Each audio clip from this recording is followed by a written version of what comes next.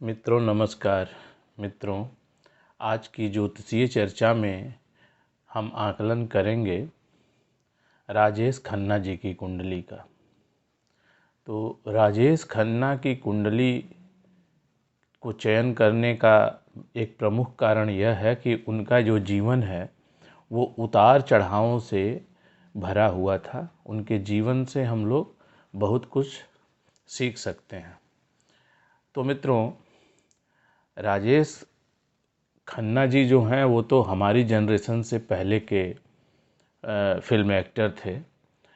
हमारी जनरेशन के तो सलमान, शाहरुख और अक्षय कुमार हैं। तो हम लोग जब छोटे थे बचपन में, तब भी वो सीनियर एक्टर के तौर पे काम करते थे। तो अखबारों वगैरह में उनके बारे में पढ़ने को मिलता था और जो लोग थे वो बताते थे कि इनका क्या स्टारडम किस प्रकार का था। और अब तो उनके बारे में बहुत सी जानकारियाँ इंटरनेट पे अब मौजूद हैं, तो जो हमारे युवा मित्र हैं वो वहाँ से जाके पढ़ सकते हैं। तो मित्रों, संक्षेप में मैं राजेश खन्ना जी के बारे में बता दूं आप लोगों से कि राजेश खन्ना जी का जो जन्म है वो अमृतसर में 1942 में 29 दिसंबर को शाम के 5:45 पर हुआ था। और इनका स्वर्गवास 2012 में हुआ था, जुलाई के महीने में। आई थिंक 12 जुलाई था। तो मित्रों, राजेश खन्ना का जन्म जो हुआ था एक बहुत ही धनी परिवार में हुआ था। बचपन में कोई परेशानी नहीं थी। इनका परिवार कैसा था आप इसी बात से आकलन कर सकते हैं कि जब ये बॉम्बे में आए थे और इनका स्ट्रगल का दौर था, मतलब ये फिल्में ढूंढ रहे थे, तो उस समय इनके पास मर्सिडीज कार हुआ करती थी। तो इसका मतलब ये है कि इनके परिवार वालों के पास काफ़ी रुपया पैसा था, कोई कमी नहीं थी। और इनको बचपन से ही एक्टिंग वगैरह का शौक़ था। और जब ये बॉम्बे में आए तो थोड़े बहुत संघर्ष के बाद, थोड़े बहुत ही प्रयासों के बाद इनको ऑफ़र मिला फिल्मों में काम करने का। और इनकी जो पहली 2 सुपर हिट फिल्में थीं वो 1967 में दो रास्ते और दूसरी थी आराधना। इन दोनों फिल्मों ने उस साल तहलका मचा दिया था। उनके बहुत ही कर्णप्रिय गाने थे। और इसी फिल्म से एक और महान सिंगर का उदय हुआ था, वो थे किशोर कुमार। तो मित्रों, राजेश खन्ना की ये जब दोनों फिल्में हिट हुईं, उसके बाद उनका जो स्टारडम है वो आसमान छूने लगा। और आप यूँ समझिए कि इन 2 फिल्मों के बाद उनकी 13 और फिल्में सुपरहिट हो गईं लगातार। तो 15 फिल्में लगातार हिट होना अभी तक एक रिकॉर्ड है जो कोई तोड़ नहीं पाया है। और आगे देखिए अभी और कितना समय लगता है टूटने में। तो 1967 से लेके 1973 तक राजेश खन्ना के अलावा और किसी एक्टर को कोई देखना ही पसंद नहीं करता था। जनता का भी यही हाल था। उस मुंबई, जिसको उस समय बॉम्बे कहा जाता था, वहाँ पे हाल ऐसा था कि लगभग सारे थिएटर्स में राजेश खन्ना की ही फिल्में चलती थी। 1-2 थिएटर्स में केवल देवानंद, दिलीप कुमार या राज कपूर की फिल्में चला करती थी। पब्लिक और किसी को देखना ही नहीं चाहती थी। इस लेवल का स्टारडम था राजेश खन्ना जी का। ऐसा बताते हैं लोग कि जब इनकी गाड़ी गुजरती थी तो लोग उसके पीछे दौड़ने लगते थे। खासकर जो इनकी महिला प्रशंसक थीं, उनका तो क्रेज़ दीवानगी के हद तक था। तो ऐसा स्टारडम अभी तक किसी ने नहीं देखा। और जो सुपरस्टार शब्द है जो आजकल हर अभिनेता के साथ प्रयोग कर दिया जाता है, तो वो राजेश खन्ना के लिए ही स्पेशल बनाया गया था। तो इस कदर की सफलता इन्होंने देखी थी। परंतु मित्रों अचानक से ही 1973 के बाद इनका ग्राफ नीचे जाने लगा। जैसे इनकी शादी हुई डिम्पल कपाड़िया से 1973 में, उसके बाद इनका ग्राफ नीचे जाने लगा। इनकी अच्छी फिल्में भी पिटने लगी और 1978 आते आते ये पूरी तरह से ये पिट चुके थे। और उसके बाद तो ये आप समझ लीजिए कि इनका जो बंगला था, जो इन्होंने 35 लाख रुपए में ख़रीदा था उस टाइम पे, आज से लगभग 50 साल पहले, वो बंगला जो अभी 4-5 साल पहले ही इनके फैमिली वालों ने 350 करोड़ रुपए में बेचा है, तो वो बंगला इनका, जिसका नाम आशीर्वाद है, समुद्र को फेस करता हुआ है मुंबई में, तो वो बंगला इनको गिरवी रखना पड़ा। और ये जहाँ पे इन्होंने ऑफिस बनाया हुआ था, उस ऑफिस में ये रहते थे, वहीं पे इनका खाना पानी होता था। जैसे स्टूडेंट रहते हैं ना, तो कभी खाना इधर से मंगा लिया, कभी उधर से मंगा लिया, तो इस तरीके से करके इनका काम चलता था। इतनी गुमनामी की स्थिति में ये पहुंच गए थे, इनको कोई भी प्रोड्यूसर, निर्माता, निर्देशक इनको पूछने वाला नहीं था। तो आइए देखते हैं राजेश खन्ना जी की कुंडली को। तो आपके स्क्रीन पे ये जो कुंडली दिखाई दे रही है, ये राजेश खन्ना का लग्न कुंडली है। तो आप देखेंगे यहाँ पे प्रथम भाव में क्या लिखा है, 3 लिखा हुआ है। 3 मतलब मिथुन लग्न की कुंडली है। और मिथुन लग्न में प्रथम भाव में ही गुरु विराजमान हो गया है, जो कि योग कारक है। गुरु जब प्रथम भाव में बैठ जाता है तो सबसे अधिक योग कारक होता है। और मित्रों आप फिर अगर आप देखेंगे कि इनको स्टार किसने बनाया, तो आप सीधे यहाँ पे आइए पंचम भाव। पंचम भाव में कौन सी राशि है? तुला राशि है। तुला राशि का स्वामित्व शुक्र के पास है। और वो जो शुक्र है, जो कि ये पंचम भाव है, जो त्रिकोण भाव है, ये जो पंचम भाव होता है, वो जो भी हम लोग सीखते हैं, चाहे वह जो भी ज्ञान हम अर्जित करते हैं, चाहे वो साइंस हो, मैथमेटिक्स हो, कोई भी पढ़ाई लिखाई हो, कोई भी जो भी स्किल हम सीखते हैं, चाहे कला हो, साहित्य हो, कुछ भी हो, वो सब हम पंचम भाव से ही देखते हैं। प्रतिभा का भाव है ये। तो राजेश खन्ना की कुंडली में जो पंचम भाव का स्वामी शुक्र है, वो आके यहाँ पे केंद्र में सप्तम भाव में विराजमान हो गया है, और जिसको जो गुरु से भी दृष्ट हो गया है। और साथ ही साथ लग्नेश भी इसी सप्तम भाव में विराजमान है। तो पंचमेश और लग्नेश का युति संबंध बन गया है। तो ये बहुत ही उत्तम योग बना रहा है। और इसका मतलब ये है कि इनके ऊपर साक्षात भगवान की कृपा है। मित्रों साथ ही यहाँ पे सूर्य भी विराजमान है। तो इसी कारण से जब पंचमेश इतने महत्वपूर्ण योगों के साथ सप्तम भाव में उपस्थित हो गया है, तो पंचम जो शुक्र है वो कला, साहित्य, ललित कला का ही कारक है और वाणिज्य का भी कारक है, और भी बहुत से कारकत्व हैं शुक्र के पास। तो परंतु यही कारण है कि ये स्टार बने, फिर स्टार से सुपरस्टार बने।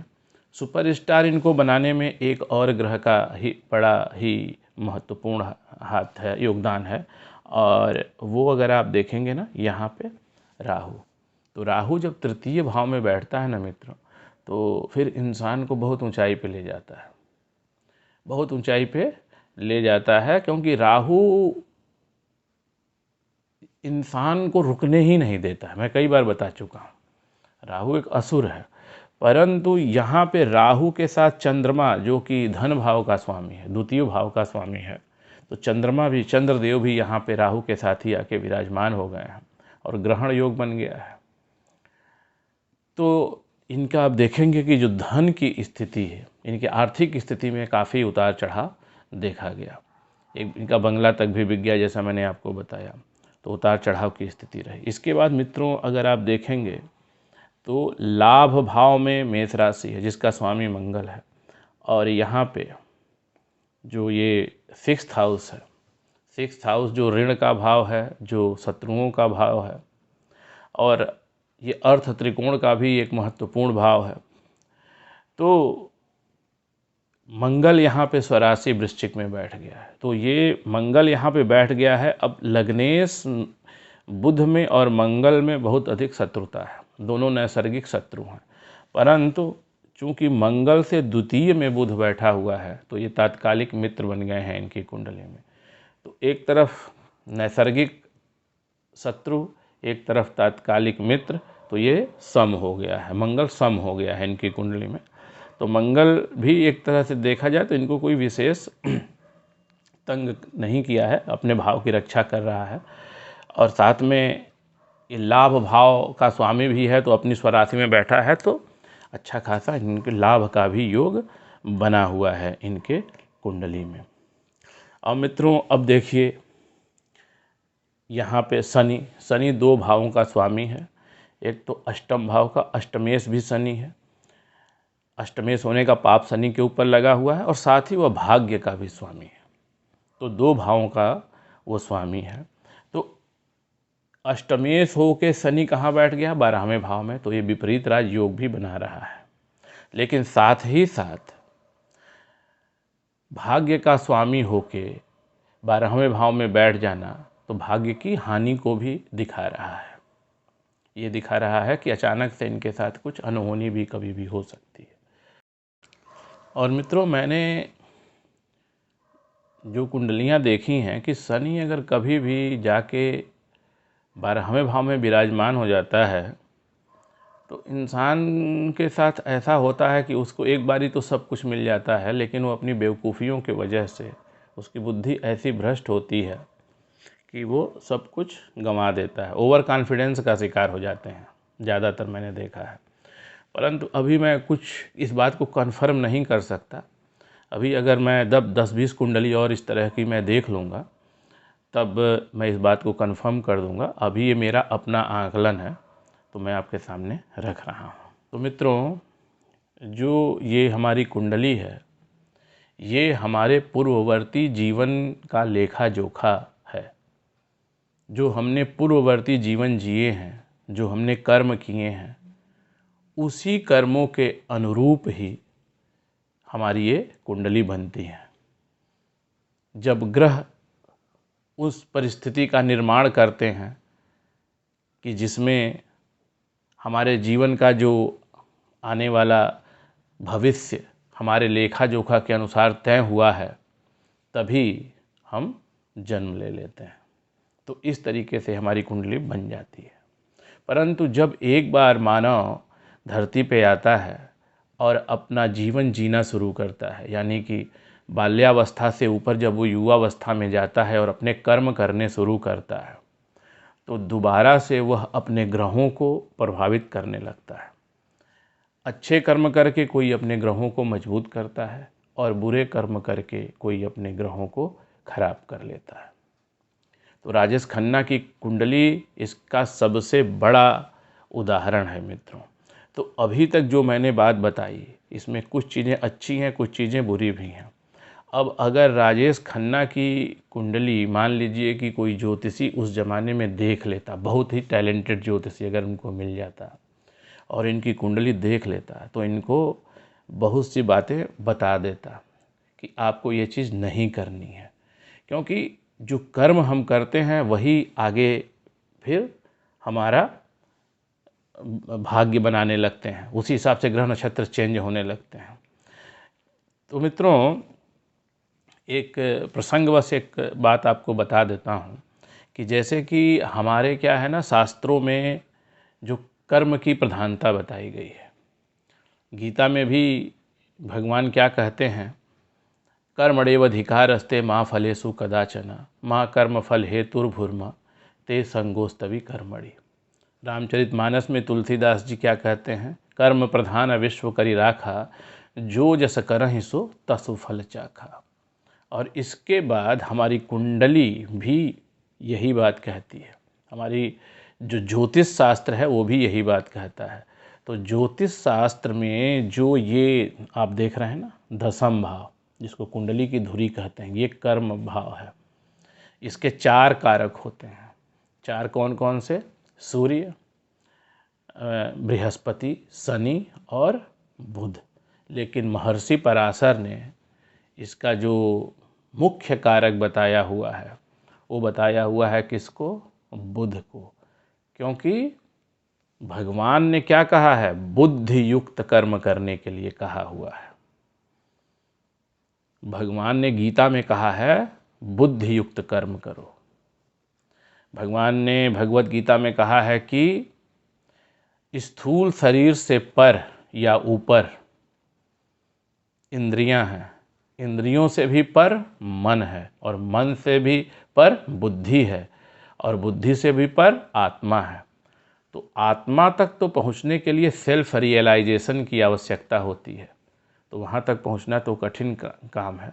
लेकिन बुद्धि युक्त कर्म तो हम कर सकते हैं, और बुद्धि युक्त कर्म करने के लिए हमें अपने ऊपर कुछ नियंत्रण, कुछ आत्म संयम की आवश्यकता होती है, इंद्रिय निग्रह की भी आवश्यकता होती है।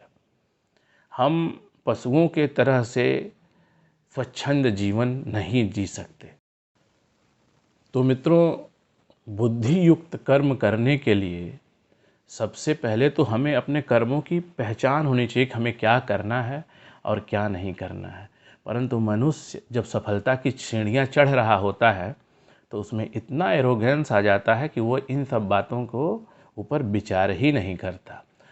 तो राजेश खन्ना जी की कुंडली में भी कुछ ऐसा हुआ। अगर वो काम ये नहीं करते तो शायद ये अपने ग्रहों को मजबूत करते चले जाते और उस स्थिति में नहीं फंसते कि जिस स्थिति में इनको फंसना पड़ा था। तो आप देखिए कि इनकी कुंडली में जो शुक्र है, वैसे तो शुक्र योग कारक है, केंद्र में आके बैठ गया है, परंतु जब शुक्र सप्तम में बैठता है तो मानव को कामुक और व्याभिचारी बना देता है। तो अगर किसी के भी कुंडली में शुक्र 7वें भाव में बैठ जाए तो उसको ये समझ लेना चाहिए कि ऐसा उसको कोई भी गलत काम नहीं करना है, व्याभिचार की तरफ नहीं जाना है। उसको आत्म संयम, अपनी विल पावर, इच्छा शक्ति का यहाँ पे प्रयोग करना है। लेकिन क्योंकि वो अपनी कमजोरी जान चुका है, परंतु इनको अपनी कमजोरी पता नहीं चली। दूसरी बात, अगर मिथुन लग्न की कुंडली है, जैसा कि राजेश खन्ना जी की कुंडली क्या है, मिथुन लग्न की कुंडली है, तो मिथुन लग्न की अगर कुंडली है मित्रों, तो मेच्योरिटी थोड़ा आने में टाइम लगता है, आदमी मेच्योर नहीं हो पाता जल्दी से। तो ऐसे जो जातक हैं उनको किसी को विज्ञ, किसी को गुरु बना लेना चाहिए, सलाहकार बना लेना चाहिए, जिससे हर मामले में राय ली जा सके, या फिर अलग अलग मामलों के लिए अलग अलग भी सलाहकार बनाए जा सकते हैं। तो ये भी एक मिथुन लग्न वालों के साथ होती है कि उनका बचपना ही नहीं जाता है, वही उल्टे पुल्टे फैसले करते रहते हैं। दूसरी बात, इनके कुंडली में शनि 12वें में, आयु कारक शनि 12वें में है और मंगल 6वें भाव में बैठा हुआ है। मंगल 6ठे में बैठ के भी आयु का नाश करता है, और शनि आयु कारक ग्रह जब 12वें में बैठता है तो आयु को कम करता है। और साथ में जो गुरु है वो केंद्र में है, तो उसको थोड़ा बैलेंस कर दे रहा है। लेकिन फिर भी अगर ऐसी परिस्थिति जातक की कुंडली में बनी हुई है तो जातक को ये समझना चाहिए कि हम ऐसा कोई दुर्गुण ना पालें, ऐसा कोई ना पालें जिससे हमें हेल्थ इश्यूज़ आएँ, हमें कोई समस्या उत्पन्न हो, कोशिश करना चाहिए। और मित्रों, जब राहु 3 भाव में बैठता है या राहु कहीं भी बैठता है और आपको उम्मीद से अधिक सफलता देने लगे, तो उस समय बहुत ज़्यादा फिजूल खर्ची वगैरह में नहीं पड़ना चाहिए और एरोगेंस नहीं आना चाहिए इंसान के अंदर। क्योंकि राहु क्या है ना, जब सफलता देता है तो एरोगेंस भी देता है। नम्रता बना के रखनी चाहिए, क्योंकि राहु के साथ अक्सर ये देखा गया है कि एक इंसान को थोड़े ही समय में इतनी ऊंचाई तक ले जाता है और फिर वहाँ से सीधे उसी गहराई पे ले जाके पटक देता है। तो यहाँ पे भी राहु ने यही काम किया। राहु की महादशा में राजेश खन्ना सीढ़ियाँ भी चढ़े सफलता की, और राहु की ही महादशा में वापस भी आ गए। अरविंद केजरीवाल जी के भी कुंडली में जो राहु है वो एकादश भाव में विराजमान है। और देखिए आप लोग कितनी जल्दी से वो राजनीति के शिखर पे भी पहुंच गए। और अब धीरे धीरे धीरे धीरे उनका जो है वो जो पहले का उनका जो रुतबा था, जो उनकी ईमानदारी की छवि थी, किस तरीके से वो दोबारा से वहीं पे पुराने अपने उसमें आके खड़े हो गए हैं। रुपया पैसा तो एक अलग चीज़ है, लेकिन जब आपको शोहरत मिल जाती है मित्रों, और वो शोहरत ख़त्म हो जाती है, या किसी सम्मानित आदमी का सम्मान ख़त्म हो जाता है, तो वो मृत्यु ही कहते हैं ऐसी बातों को। शास्त्रों में मृत्यु कहा गया है। तो इसका भी आपको एक कहानी सुना देता हूँ प्रसंगवश, क्योंकि मित्रों हमारा प्रोग्राम आप देखा कीजिए जब आपके पास समय हो। अभी थोड़ा अगर कभी समय कम हो ना तो वहीं पॉज कर दीजिए और बाद में देख लिया कीजिए, क्योंकि मैं कितना भी सोचता हूँ कि वीडियो शार्ट बनाऊँ, छोटा बनाऊँ, उससे बन ही नहीं पाती। तो मित्रों जो है कहानी एक आपको सुना देता हूँ। तो क्या था कि महाभारत की लड़ाई चल रही थी और अर्जुन जो है वो कर्ण का वध नहीं कर पा रहे थे। और कर्ण जो है वो सबको हरा चुका था, सारे भाइयों को, चारों पांडवों को, यानी कि युधिष्ठिर को, भीम को, नकुल को, सहदेव को, सबको हरा चुका था। तो एक दिन युद्ध के उपरांत कर्ण से मार खाने के बाद सब भाई लोग अपना अपना लेप ओप लगवा रहे थे। तभी अर्जुन भी श्री कृष्ण के साथ पहुंच गए और युधिष्ठिर ने इनको देखते ही युधिष्ठिर को क्रोध आ गया। जब अर्जुन को देखा युधिष्ठिर ने कहा कि तुम्हारे ऊपर धिक्कार है, तुम मार नहीं पा रहे हो, हरा नहीं पा रहे हो, तुम्हारे गांडीव पे धिक्कार है। और अर्जुन ने ये प्रण ले रखा था कि उनको गांडीव को अगर कोई चैलेंज करेगा तो उसको जिंदा नहीं छोड़ेंगे। तो अब धर्म संकट आ गया। अर्जुन ने कहा कि अब तो ये तो बहुत गड़बड़ हो गया, अब मेरा प्रण टूट जाएगा। अब कृष्ण भगवान ने उनको बहुत प्रकार से समझाने की कोशिश की, अब अर्जुन के समझ में आए ही नहीं। तो कृष्ण भगवान ने उनको बहुत सही तरीके से समझाया। बोला कि देखो तुम्हारे ये बड़े भाई हैं, तुम इनका सम्मान करते रहे हो, तो तुम आप अभी तक तुमने आप कह के बात की है, आज तुम इनको तुम कह दो या कुछ ऐसे अपशब्द कह दो, फिर उसके बाद तुम इनको जो है इनसे माफ़ी मांग लेना और ये तुम्हें माफ़ कर देंगे। इनका स्वभाव ऐसा है कि माफ़ कर ही देंगे, क्योंकि अपने से बड़े को, अपने से गुरु को अगर तुम असम्मानित शब्दों का भी प्रयोग कर दोगे तो उनकी मृत्यु के समान है वो। तो अर्जुन ने फिर वैसा ही किया और उनकी प्रतिज्ञा भी बची रह गई। तो मित्रों यही बात है कि केवल फिजिकल मृत्यु ही नहीं होती, मृत्यु कई प्रकार की होती है। तो अगर देखा जाए तो इस तरीके से अगर कोई शोहरत किसी को इतनी ज़्यादा है और उसको एकदम से वो आम इंसान की तरह से हो गया, कोई सम्मानित आदमी है उसका सारा सम्मान चला गया, तो फिर तो उसकी मृत्यु हो गई ना। तो देखा जाए तो ये कुंडली में राजेश खन्ना के जीवन में कुछ ऐसा ही हुआ कि उन्होंने इतना सब कुछ, इतनी शोहरत कमाई, इतना सब कुछ किया, लेकिन फिर वो उनकी शोहरत भी चली गई और आर्थिक तंगी में भी फंस गए थे।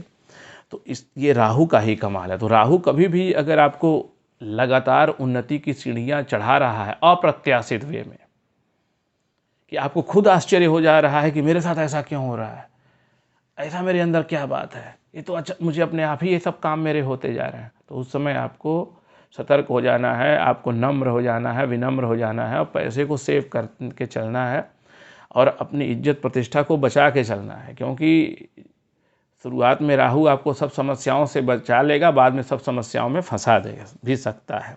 तो मित्रों हम लोग बात कर रहे थे इससे पहले शुक्र की। तो शुक्र यहाँ पे जब बैठे हुए हैं सप्तम भाव में, और मैंने कहा कि शुक्र क्या कर देते हैं, इंसान को जब सप्तम में बैठते हैं तो व्याभिचारी बना देते हैं और कामुक बना देते हैं।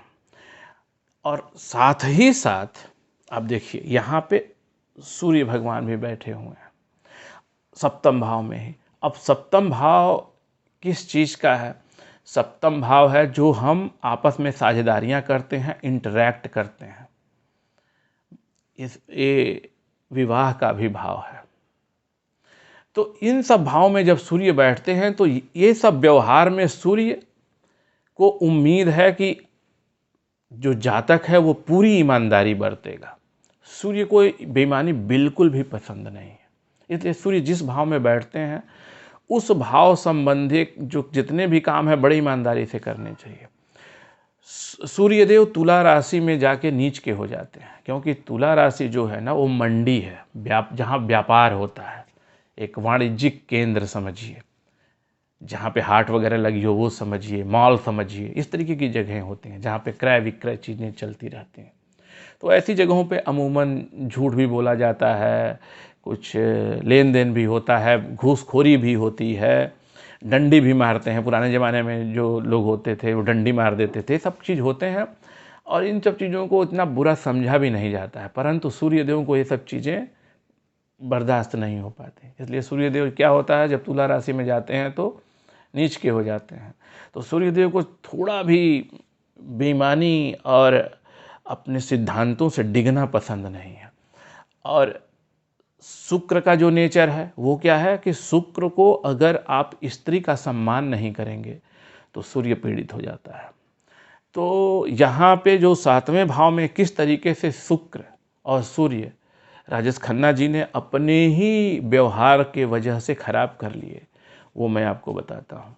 तो राजेश खन्ना जी जब संघर्ष कर रहे थे तो ये लिव इन में रहते थे एक महिला के साथ, उनका नाम था अंजू महेंद्रू, जो इनकी बड़ी अच्छी फ्रेंड थी और इनकी सुख दुख की साथी थी। इनके सारे डिसीजंस वही लेती थी और इनका सब कुछ वही शेड्यूल करती थी, उन्हीं के सलाह से ये सब काम करते थे। तो बीच में कभी थोड़ा मनमुटाव झगड़ा उगड़ा हो गया तो इन लोगों का ब्रेकअप हो गया। तो मित्रों, अगर ब्रेकअप हो गया तो चलिए फिर भी कोई बड़ी बात नहीं है, वो अपने रास्ते। परंतु राजेश खन्ना ने उसके बाद बहुत जल्दी ही इस घटना के बाद अपने से आधी उम्र की, उस समय राजेश खन्ना की उम्र शायद 32 थी और डिम्पल कबाड़िया 16 साल की थी, उनसे इन्होंने शादी करने का फैसला किया। और इतना ही नहीं, जब इन्होंने बारात निकाली तो जानबूझ के अंजू महेंद्रू के घर के सामने से ले गए। इस तरीके का इन्होंने बर्ताव किया और उसके बाद से ही, उस विवाह के बाद ही इनका फिल्में चलना बंद हुई। ये तो एक घटना है जो पब्लिक डोमेन में है, और भी बहुत सारी घटनाएं होंगी जो राजेश खन्ना जानते होंगे या भगवान जानते होंगे। तो इसके अलावा मित्रों, इनका जो एरोगेंस है इतना बढ़ गया था कि अगर आपको इसकी वानगी देखनी है तो आप देखिए, एक उस जमाने का बीबीसी ने डॉक्यूमेंट्री बनाई थी, बॉम्बे सुपरस्टार। ये शायद इसमें 2 एपिसोड या 3 एपिसोड हैं, मैंने काफ़ी पहले देखी थी, अभी तो मुझे याद नहीं है। 1 से तो ज़्यादा ही है, 2 तो हैं ही। तो उसमें देखिए कितना एरोगेंस है इनके अंदर।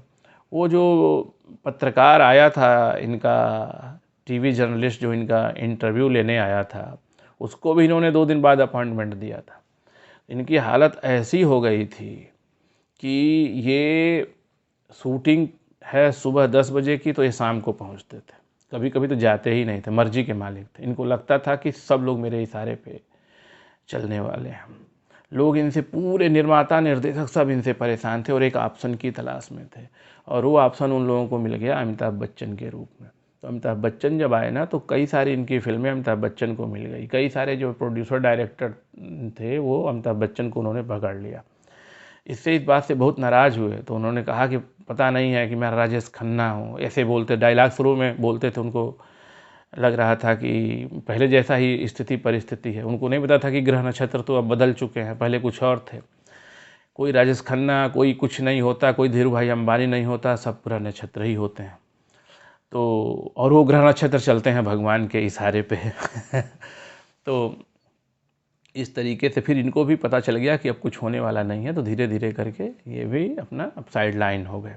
तो मित्रों, इस तरीके से ये इतने एरोगेंट हो गए थे कि इन्होंने अपने ग्रहों को इस तरीके से खराब कर दिया।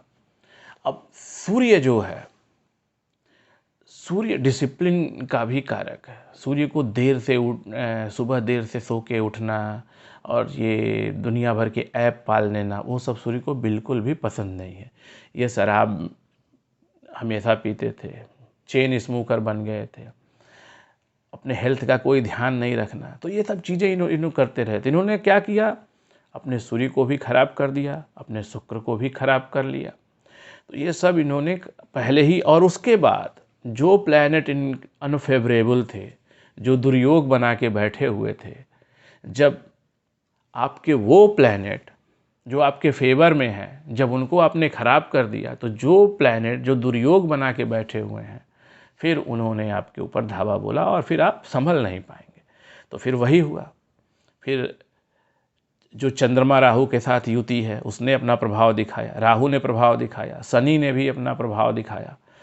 इन सबों के प्रभाव की वजह से इनकी इस तरीके से दुर्गति होना शुरू हो गई मित्रों। तो मित्रों, कहने का मतलब ये है ना कि ग्रह कुंडली में चाहे कैसे भी बैठे हुए हों, हम अपने कर्मों से उनको अच्छा या बुरा कर सकते हैं। और एक बात ये भी समझिए कि कोई मेडिसिन या इंजेक्शन नहीं है कि आज आपने कोई प्रयोग किया, आज आपने कोई काम किया और कल से ग्रह नक्षत्र अच्छे हो गए या बुरे हो गए। इसमें समय लगता है, 10 से 20 साल लग सकता है। ये भी हो सकता है कि इस जन्म में भी वो चीज़ें ठीक ना हो, क्योंकि हम तो अपने जीवन को क्या समझते हैं, 2 खूंटों की दौड़ समझते हैं। जहाँ से हम पैदा हुए, जहाँ तक हम मर गए। लेकिन ईश्वर की नज़र में ऐसा नहीं है। ईश्वर की नज़र में तो वो तो हमें, जब से हमारा शुरू है, जब से हमारा अंत है, वो तो हमारे 50 जन्म पहले और आगे के भी अनंत जन्म जो भी हमें होने हैं, पीछे के भी अनंत जन्म जितने भी हमने लिए हैं, वो सब भगवान को पता है। तो वो एक कंटिन्यूटी के रूप में हमें भी देखना चाहिए। तो हमें पेशेंस रखना चाहिए। अगर हम पिछले 50 जन्मों से कोई कष्ट उठा रहे हैं और हमको बेसिक फिलॉसफी नहीं पता थी, अगर हमें आज इस जन्म में ईश्वर की प्रेरणा से वो चीज़ पता चली कि जो कर्म हम कर रहे हैं वो ही, उसी का फल हमें भोगना है, तो क्यों ना हम आज ही से अपने कर्मों को सही करें। हो सकता है हमें इसी जन्म में 2-4-10 साल बाद उसका परिणाम मिल जाए। देखिए मित्रों, जो ग्रह नक्षत्र होते हैं, वो अगर हम अपने उनको सही करने की कोशिश करते हैं, तो जो असहनीय कष्ट अगर हमें मिलने वाला है, वो सहनीय बन जाता है। अगर हमारे ग्रह नक्षत्र खराब बैठे हुए हैं, तो जो हमें असहनीय कष्ट मिलने वाला है, वो सहनीय बन जाता है। इतना तो परिवर्तन एटलीस्ट हम लोग कर सकते हैं। अब दूसरी बात है उपचारों की। तो आज की युग में अगर आप कहीं भी किसी भी ज्योतिषी के पास चले जाइए, तो फटाक से वो रेमेडी के तौर पे आपको 2-4 अंगूठियाँ पहना देते हैं। तो मित्रों देखिए, ग्रहों के कई कारकत्व होते हैं। ग्रहों के धातुएं भी हैं, ग्रहों के रत्न भी हैं, ग्रहों की वनस्पतियाँ भी हैं, और ग्रहों के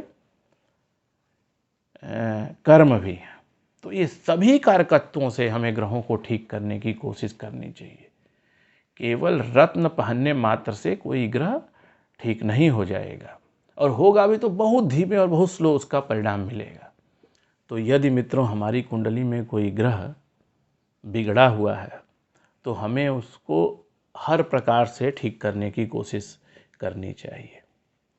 हम रत्न भी पहने, हम उस ग्रह के देवता की पूजा भी करें, हम उसकी धातुएं भी से भी उपचार करने की कोशिश करें, हम जो उस ग्रह की वनस्पतियां हैं उनको भी धरती पे उगाएं, और साथ ही साथ उन ग्रहों से संबंधित जो कर्म हैं वो कर्म भी करें, तो जल्दी से सुधार होगा।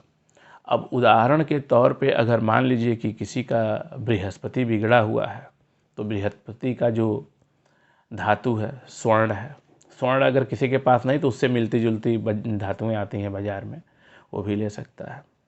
रत्न पुखराज है, टोपाज भी है, सस्ता आता है टोपाज। कोई ज़्यादा अगर किसी के पास नहीं धन है तो टोपाज भी ले सकते हैं, ये कर सकते हैं। इसके बाद जो बृहस्पति के देवता हैं वो साक्षात नारायण है, विष्णु भगवान है। तो उनका भी आप रामचरितमानस वगैरह का पाठ कर सकते हैं। आसानी से गा गा के पढ़ा जा सकता है। अगर नहीं करना है तो आप सीधे भी भगवान का विष्णु सहस्त्र नाम कर सकते हैं। या फिर अगर वो भी नहीं करना है तो ऐसे भी हरि कीर्तन कीजिए, हरे राम हरे कृष्ण, ये तो महामंत्र है, हरे राम हरे कृष्ण, ये भी आप कर सकते हैं। या फिर शांताकारम भुजगशयनम पद्मनाभम सुरेशम, छोटा सा मंत्र है, इसको भी आप कर सकते हैं। तो कुछ भी अपने हिसाब से अपना सकते हैं। और इसके बाद मित्रों, जो बृहस्पति का जो वनस्पतियां हैं, जो फलदार वृक्ष हैं, आम, कटहल, केला और लीची, जो भी हैं, उसको भी आप 2-4 इस पृथ्वी पे लगाइए। मैंने एक सज्जन को सलाह दे दी, एक बार सूर्य बिगड़ा था, मैंने अपना ये अपने फिलॉसफी से, अपने दिमाग लगा के कि आप 5 पेड़ लगा दीजिए शीशम और सागौन को, सूर्य उनकी कुंडली में सही जगह पे नहीं बैठा था। तो उन्होंने मुझसे 10 क्रॉस क्वेश्चन कर दिए, ऐसा क्यों ऐसा क्यों। मैंने उनको समझाने की कोशिश की तो लोगों की समझ में नहीं आता। तो मित्रों, जो उपचार हैं वो ग्रहों के कारकत्वों के हिसाब से ही बताने पड़ते हैं। लोगों ने एक ही पकड़ रखा है, अगर हम सारे करें तो उसमें बुराई क्या है। तो अब बृहस्पति का उसके हिसाब से सबसे ज़रूरी जो कंपोनेंट है कर्म, बृहस्पति के हिसाब से, तो बृहस्पति एक सात्विक ग्रह है, तो बृहस्पति के हिसाब से कर्म भी करना पड़ेगा। झूठ नहीं बोलना, बड़ों का सम्मान करना, गुरुओं का सम्मान, अपने से जो श्रेष्ठ लोग गुरु लोग हैं, क्योंकि बृहस्पति स्वयं देव गुरु है, तो गुरुओं का सम्मान करना। तो ये सब चीज़ों से हम सारे काम अगर करेंगे तो ग्रह को हम प्रसन्न कर सकते हैं। और मित्रों, एक जो कंक्लूजन है नट सेल में, अगर एक लाइन में इस पूरे वीडियो का आपको तत्व ज्ञान बता दूं, तो सीधा सीधा मतलब यही है कि इस संसार में कोई शॉर्टकट नहीं है। सिर्फ एक ही तरीका है कि हम जब तक अपने कर्मों को ठीक नहीं करेंगे तब तक हमारे जीवन में सुधार आने वाला नहीं है। अगर बहुत से लोग ऐसे हैं जो पूरी ज़िंदगी दुष्कर्म करते रहते हैं और अच्छा जीवन उनका चलता रहता है, तो वो समझ लीजिए कि उनके पापों का घड़ा अभी भरा नहीं है। उन्होंने किसी जन्म में बहुत अधिक पुण्य कर रखे हैं, लेकिन जैसे ही पापों का घड़ा भर जाएगा तो उनका भी यही हाल होने वाला है। तो जब भगवान की लाठी चलती है तो फिर किसी का बस नहीं चलता। तो मित्रों, अभी के लिए बस इतना ही। बहुत जल्दी ही एक नए विषय के साथ आपके समक्ष पुनः उपस्थित हो जाऊंगा। तब तक के लिए मुझे आज्ञा दीजिए। धन्यवाद।